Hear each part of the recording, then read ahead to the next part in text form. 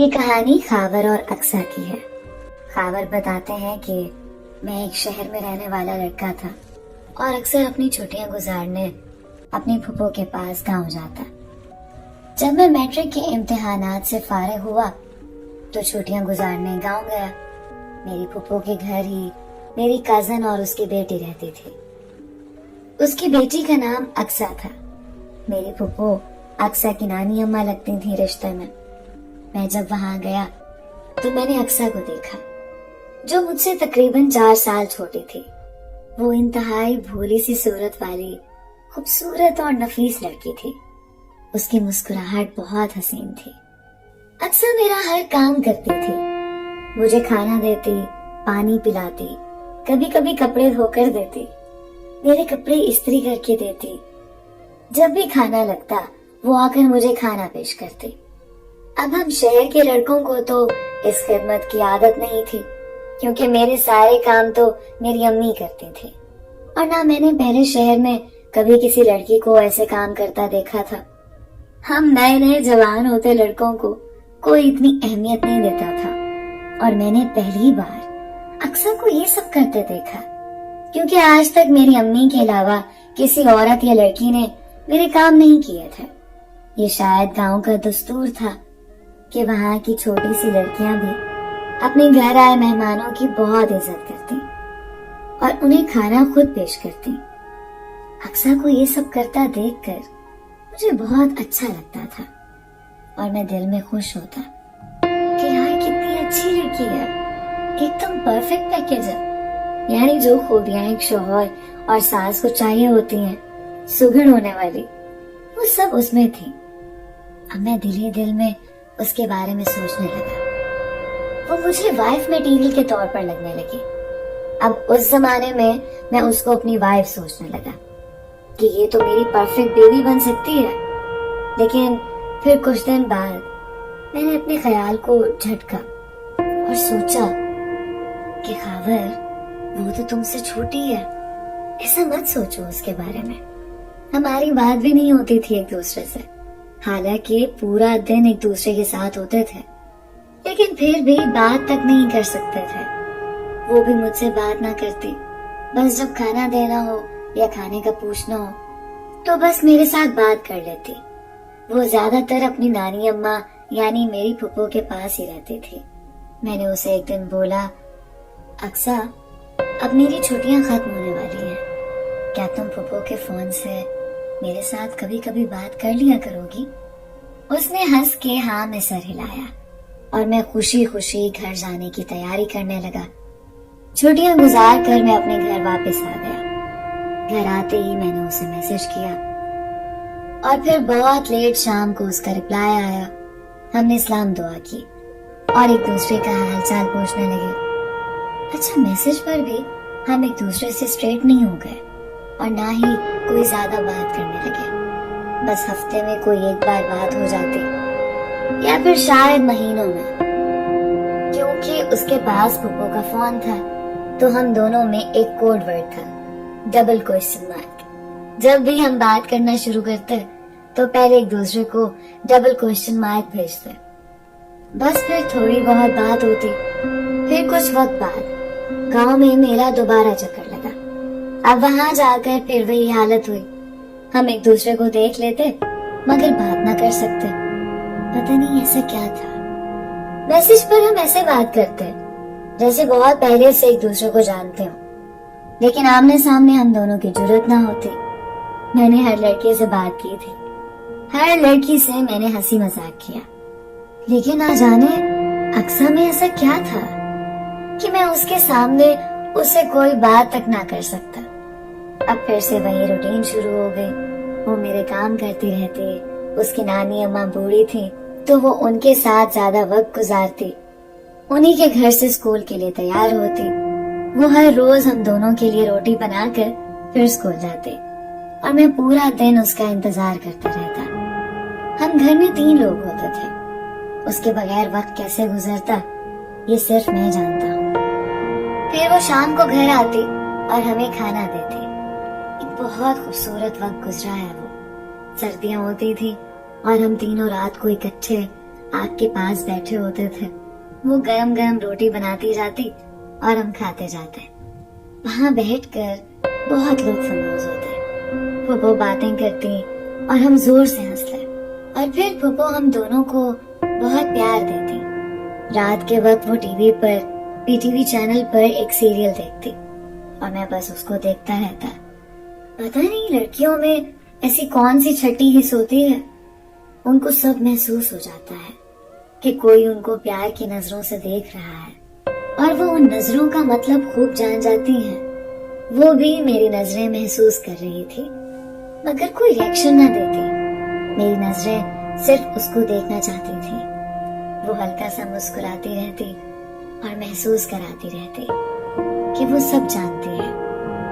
बड़ी पाक मोहब्बत। हम 3 लोग एक ही कमरे में सोते थे, 3 अलग चारपाइयों पर। मगर मजाल है कि हमारी मोहब्बत में कोई गलीज सोच आई हो कभी।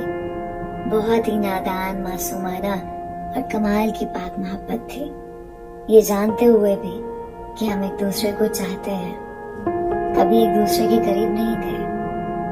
अब हम बड़े हो रहे थे, वो भी मैट्रिक में आ चुकी थी।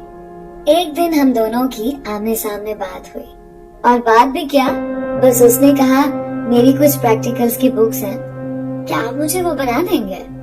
ये उस लड़की ने पहली बार बात की थी मुझसे, वरना तो आमने सामने हमसे कुछ नहीं बोला जाता था। मैंने फौरन से कहा हाँ हाँ क्यों नहीं, तो बना दूं। बस फिर मैंने उसकी फिजिक्स और केमिस्ट्री की बुक्स ली और सारा दिन अच्छी अच्छी ड्राइंग्स बनाने में लगा रहा। मैं वो लड़का था जिसने कभी अपनी बुक नहीं बनाई थी, हमेशा बाजार से खरीद लेता, लेकिन उसके लिए पूरे शौक और ईमानदारी से वो बुक्स बनाई। शाम को वो घर आई और मैंने उसे बुक्स दिखाई और पूछा बताओ कैसी लगी? तो कहती हाँ बस ठीक है। लो, मैंने इतनी मेहनत की थी और वो कहती कि बस ठीक है। फिर एक दिन ऐसा हुआ कि वो स्कूल जाने की तैयारी कर रही थी और जब वो स्कूल जाती तो आंखों में काजल लगाती और काजल लगाने से क्या हसीन उसकी आंखें लगती। और जब वो नकाब लगाती बाहर जाने के लिए, वो लड़की कातिल निगाहों वाली थी, बहुत ही हसीन लड़की। उस जैसी लड़की मैंने आज तक नहीं देखी। बस फिर एक दिन जब वो स्कूल की तैयारी में मसरूफ थी तो मैं उसके पास गया और बोला अक्सा आज स्कूल मत जाओ प्लीज। वो बोली क्यों? मैंने कहा मैं सारा दिन अकेला होता हूँ घर पर, आज के दिन रुक जाओ, मत जाओ। वो कहने लगी लेकिन जाना जरूरी है खावर। मैंने बोला कोई एग्जाम्स थोड़ी हो रहे तुम्हारे। वो बोली हाँ नहीं हो रहे, लेकिन क्लास तो अटेंड करनी है और ये भी जरूरी है। बस फिर मैंने मजीद कुछ न कहा और दूसरे कमरे में जाकर बैठ गया। शायद वो मेरी आरज़ू जान गई और थोड़ी देर बाद वो अपना यूनिफॉर्म चेंज किए घर के कपड़ों में थी। मैंने उससे पूछा है तुम स्कूल नहीं जा रही? वो मुस्कुराकर बोली नहीं बस वो मेरी तबीयत कुछ ठीक नहीं थी, इसलिए छुट्टी करनी ही पड़ी। मैं दिल में बहुत खुश हुआ और वो मुस्कुरा कर चली गई। बस फिर उसने नाश्ता बनाया और हम सब ने एक साथ खाया और बस पूरा दिन हम दोनों किसी न किसी काम में लगे रहे। ना उसने कोई बात की और ना मैं कोई कर सका। अगले दिन मैं अपने शहर वापस आ गया और फिर उसे मैसेज पर बात होने लगी। पता नहीं क्या हो जाता था हमें, हम मैसेज पर ऐसे बात करते जैसे बिछड़े कोई पुराने दोस्त लोग। लेकिन इस बार मैंने शहर में रिश्तेदारों की तरफ से बहुत बातें सुनी। यहाँ शहर में बहुत बातें हो रही थी कि खावर और अक्सा के बीच कुछ चल रहा है। मैं हैरत ज़दा हुआ कि यार हम दोनों में इतना पाकीज़ा रिश्ता है और लोगों की क्या गलीज़ सोच है।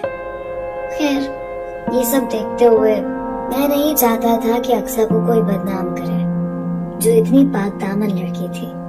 मैंने बिलाखिर अम्मी को बोल दिया कि अम्मी मुझे अक्सा से शादी करनी है, आप उसका मेरे लिए रिश्ता मांग लें। वो हंस पड़ी और कहती रुको मैं तुम्हारी फूफो से बात करती हूँ। जब उन्होंने फूफो से बात की तो फूफो बहुत हंसी और बहुत खुश हुई।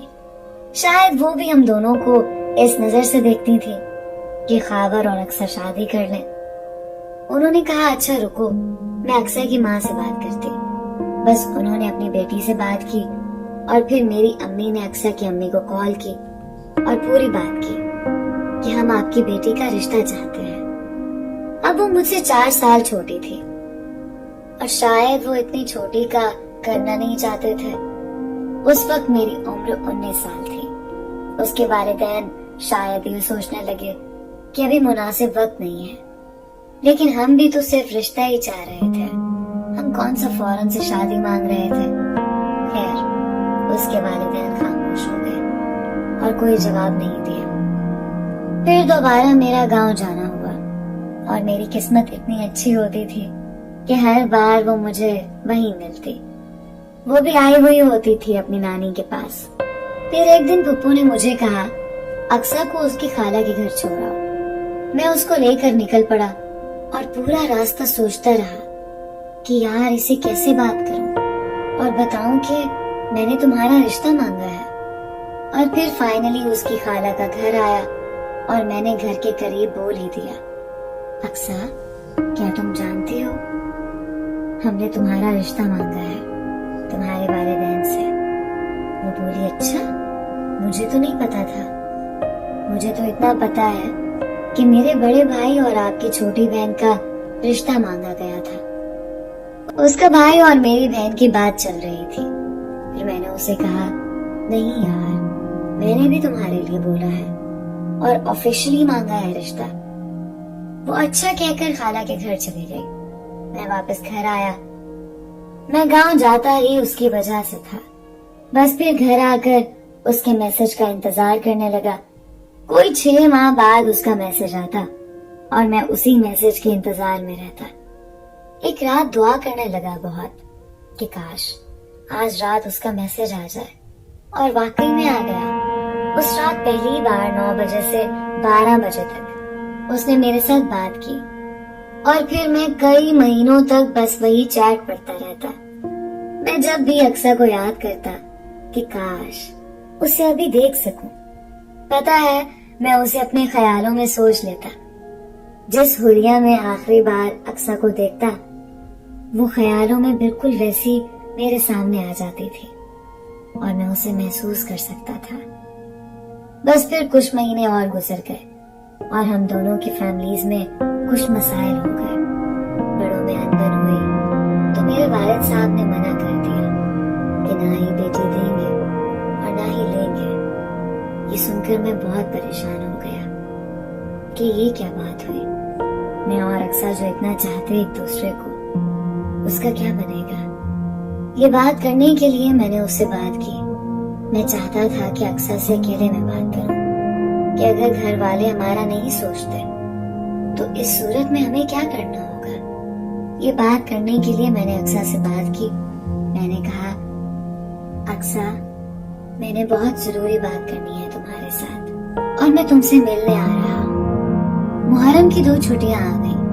میں نے فوراً سے تیاری کی اور دوست کے ساتھ نکل پڑا۔ راستے میں میں نے روزہ کھولا جو کہ محرم کا روزہ تھا، اور ہم دونوں کے لیے بہت دعائیں کی۔ بس وہاں پہنچا تو آگے دیکھا کہ اکثر موجود نہیں ہے۔ میں نے پھوپھو سے پوچھا آپ اکیلی ہیں؟ اکثر کدھر ہے؟ وہ کہنے لگی وہ تو نہیں آئی۔ میں اس کا انتظار کرنے لگا۔ پورے 2 دن انتظار کرتا رہا، نہیں آئی۔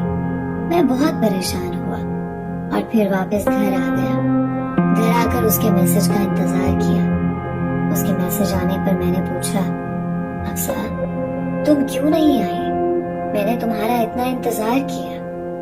وہ بولی بس میرا دل نہیں تھا آنے کا تو اس لیے نہیں آئی۔ میں نے کہا اکثر ایسے کیسے؟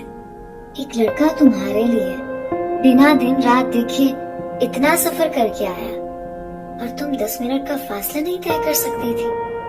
میں نے ہم دونوں سے متعلق بہت ضروری بات کرنی تھی۔